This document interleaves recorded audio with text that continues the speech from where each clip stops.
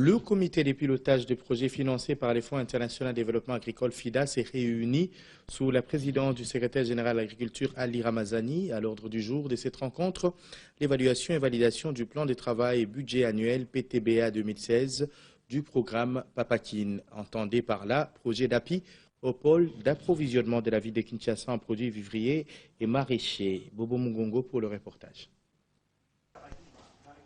Face aux membres du comité de pilotage de projets financés par les Fonds internationaux de développement agricole FIDA Séjour, le coordonnateur national AI du programme d'appui au pôle d'approvisionnement de la ville de Kinshasa en produits vivriers et maraîchers, Papakine, a présenté chiffres à l'appui le rapport des activités réalisées en 2015 en faveur des ménages agricoles et de l'amélioration de la sécurité alimentaire. Benoît Pembe a par la même occasion soumis au comité de pilotage sous la direction du secrétaire général à l'agriculture Ali Ramazani le plan de travail et budget annuel exercice 2016 élaboré qui se chiffre à un montant de 6 083 000 $ américains. Un PTBA 2016 qui a pour entre autres mission de parachever les activités non réalisées en 2015, la réalisation des infrastructures rurales, l'aménagement des ouvrages hydro-agricoles, l'appui aux unions des producteurs dans l'organisation des systèmes de commercialisation et la facilitation de l'accès aux semences de qualité. Un programme validé par les comités de pilotage du Papakine. Le programme est un programme de 10 ans, ça vous le savez, en 2 phases. Nous sommes dans la première phase de 5 ans. Et c'est cette année où il faut montrer les activités qui peuvent sortir des déclencheurs pour qu'on admette que le projet passe en seconde phase. Et c'est une tâche qui nous est confiée.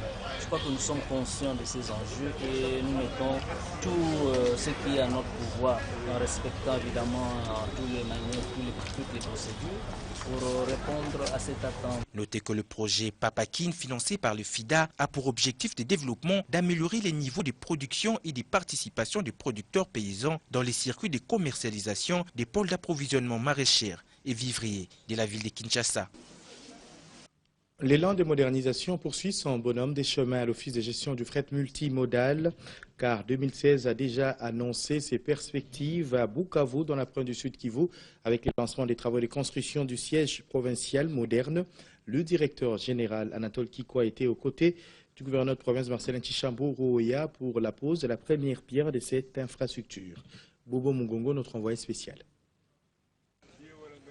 La ville de Bukavu, au Sud Kivu, tombée sous le charme de cette maquette dévoilée du bâtiment ultramoderne qui abritera le siège de l'Office de gestion du fret multimodal au GFREM. C'est avec fierté que le gouverneur du Sud Kivu, Marcelin Tchishambo Rouoya, ancien de l'OGFREM, a posé aux côtés du directeur général Anatole Kikwa la première pierre marquant les débuts des travaux de construction des bureaux ainsi que la résidence du directeur régional au GFREM Sud Kivu. Exécuté par la société Zengwei Technic Corporation SZTC, les travaux dureront 5 mois et demi. L'immeuble du siège de Bukavu sera de 2 niveaux sur une superficie totale de plus ou moins 800 mètres carrés et comprendra, outre le bureau, un ferry-center avec équipement informatique des dernières générations, une salle de réunion, un cafétéria et un groupe électrogène de forte capacité. Quant à la résidence du directeur provincial, elle aura aussi 2 niveaux sur une superficie totale de plus ou moins 250 mètres carrés. Occasion pour le directeur général Anatole Kikwa de rendre un vibrant hommage mérité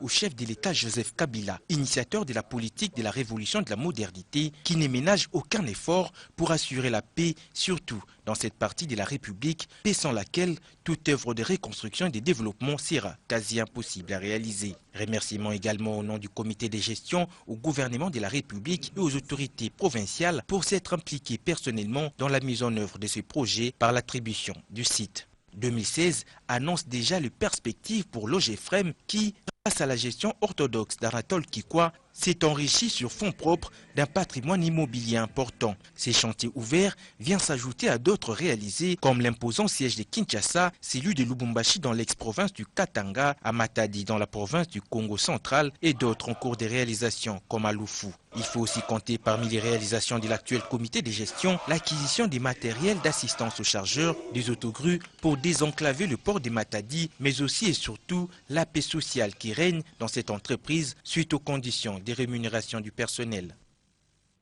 5 jours durant, soit du 18 au 20 janvier courant, les cadres et agents de la Direction générale de douane et accises ont été formés et mis à niveau. Il était donc question d'un séminaire de renforcement de capacité de l'Organisation mondiale de douane sur les règles d'origine des marchandises au niveau du marché commun de l'Est, de l'Afrique de l'Est et australe, le COMESA. 2016, une nouvelle année qui s'ouvre avec beaucoup de défis à relever pour la jeune province du Nord-Ubangi. Le commissaire spécial du Nord-Ubangi, Marie-Thérèse Guérimbeau, a, au cours d'une cérémonie officielle, présenté ses vœux à tous ses administrés pour que 2016 soit une année de grandes réalisations au profit de la nouvelle province. Victoria Zimoulani, Muriel Samp. Le début de chaque nouvelle année est consacré aux échanges de vœux dans différentes structures. La province du Nord-Ubangi n'a pas dérobé à la règle. Ainsi, tous les officiels de la province du Nord-Ubangi ont pris part à la cérémonie d'échange de vœux avec le commissaire spécial du Nord-Ubangi, Marie-Thérèse Guérimbeau, et ses administrés. Investie depuis le 23 novembre 2015, date de la prise de fonction, Marie-Thérèse Guérimbeau et ses deux commissaires spéciaux adjoints s'attellent résolument dans la réalisation de la mission leur confiée par le gouvernement central, à savoir la restauration de l'autorité de l'État, assurer la continuité des services publics de l'État et enfin doter la province des infrastructures prioritaires. À l'occasion du Nouvel An, le commissaire spécial du Nord-Ubangi, Marie-Thérèse Guérimbeau, a émis le vœu de voir la province relever tous les défis en vue d'une province émergente. C'est le lieu de remercier une fois de plus Son Excellence Joseph Kabila Kabange, président de la République, chef de l'État, pour la confiance placée à ma modeste personne en daignant me confier la lourde responsabilité de présider aux destinées de la jeune province du Nord-Ubangi. Je voudrais que l'année 2016 soit une année de remise au travail, de revalorisation du cadre administratif, de lutte contre les antivaleurs et de reconstruction des infrastructures comme socle du développement. Sur ce, je réitère mes vœux de bonheur, de longévité, de santé et de succès à vous tous ici présents et vous souhaite une bonne et heureuse année 2016. Pour clôturer, le commissaire spécial a invité tous les officiels de la province du Nord-Ubangi à mettre la main à la pâte pour que les objectifs poursuivis soient atteints. Les fils et filles centro-kassaïens appelés à anéantir l'esprit de division, haine et tribalisme pour favoriser la paix et la cohésion nationale prônée par le chef de l'État, Joseph Kabila Kabange. L'appel est du commissaire spécial Alex-Kandé Mupompa, lancé aussi à l'occasion de la cérémonie d'échange des vœux. Espérant Daniel Kamboulou. Le centre kassaïen a invité à œuvrer pour l'anéantissement total de l'esprit négatif de division, de haine et de méfiance en vue de permettre le règne d'une paix durable. Tel est l'appel fort lancé par les commissaires spécial Alex-Kandé Mupompa à l'occasion de la cérémonie d'échange de vœux avec le membre du corps constitué du Kasaï central, cérémonie organisée dans la soirée du mercredi 20 janvier 2016 au jardin de sa résidence officielle. Cette paix toujours favorisée par le président de la République, les commissaires spéciaux invitent sa population à les soutenir. Je voudrais saisir cette noble opportunité pour rendre un hommage mérité à son Excellence Joseph Kabila Kabange, président de la République, chef de l'État, pour tous les efforts inlassables qu'il ne cesse de déployer en vue de consolider dans notre pays la paix chèrement retrouvée et la cohésion nationale à travers le dialogue politique national inclusif que nous soutenons de tous nos voeux et de toutes nos forces. En même temps, les commissaires spéciaux lui réitèrent l'indéfectible soutien de Centre Kassaïen afin que son leadership visionnaire amène la RDC à devenir véritablement un pays uni et fort. L'année 2016 est une année d'engagement pour sa population à transformer le Kasaï central en véritable pôle de croissance au centre symétrique du Congo. Alex-Kandé se félicite toutefois d'avoir accompli ses promesses. Le désenclavement du Kasaï central par la route internationale de Kalambambouji, dont les travaux sont presque finis, l'électrification de la ville de Kananga par la centrale photovoltaïque qui n'attend que son inauguration par le chef de l'État, mais aussi l'acquisition de bus pour améliorer les conditions de transport urbain. Vous l'avez corrigé avec nous, Alexandre Moupompa est commissaire spécial de la province du Kasaï central et non Kasaï oriental. Là, c'est Alphonse Ngoï Kassanji. La journée porte ouverte de ce vendredi à la primature a concerné 3 groupes composés de 40 inspecteurs territoriaux, 86 médecins stagiaires de l'Université de Kindu et 23 médecins de l'hôpital général. Les références de Matete sont les précisions que vous aurez dans notre édition d'actualité de 23h. Le jeu, vous le disiez au début de cette édition d'actualité, le chef de l'État Joseph Kabila a lancé aujourd'hui une vaste opération de reboisement qui devra intervenir dans toutes les 26 provinces. Reboisement pour effectivement accorder une place de choix à l'écosystème. La République démocratique du Congo voudrait donc garder le cap et se mettre au devant de la scène pour lutter contre les gaz à effet de serre et préserver son écosystème. C'était dans la commune d'Elimete. Jacques Aboy pour les précisions dans ce reportage.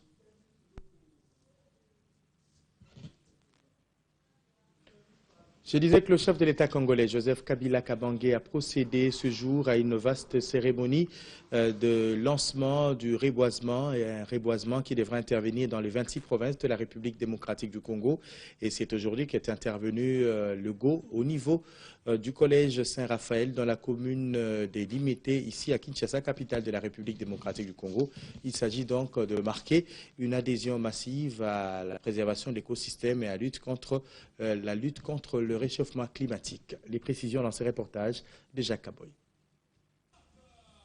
La déventure du collège Saint-Raphaël dans la commune de Limete connaît une activité particulière. Le chef de l'État Joseph Kabila Kabange en personne vient lancer une opération salvatrice pour l'écosystème. Il s'agit de planter les arbres dans les 26 provinces. Une manière de lutter contre le réchauffement climatique et de réduire sensiblement les gaz à effet de serre. Certes, la République démocratique du Congo n'est pas un État pollueur, mais il est temps de s'élever pour maintenir le cap. Le gouverneur André Kimbuta Yango, devant plusieurs autorités de haut rang, donne cette signification. Le ministre de l'Environnement, Conservation de la Nature explique quant à lui, devant l'opinion et un grand nombre de Kinois présents, la raison même de préserver l'arbre.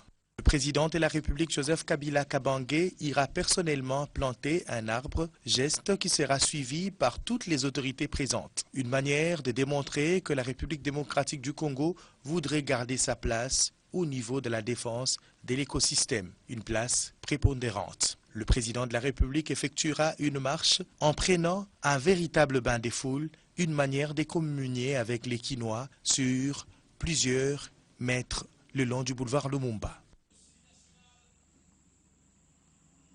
La traditionnelle opération jeudi sinistre a été respectée, voulais dire, à la Société nationale d'assurance SONAS. 146 dossiers ont été traités et payés à la satisfaction des bénéficiaires. José Lendo, Bijouidi Kalemo.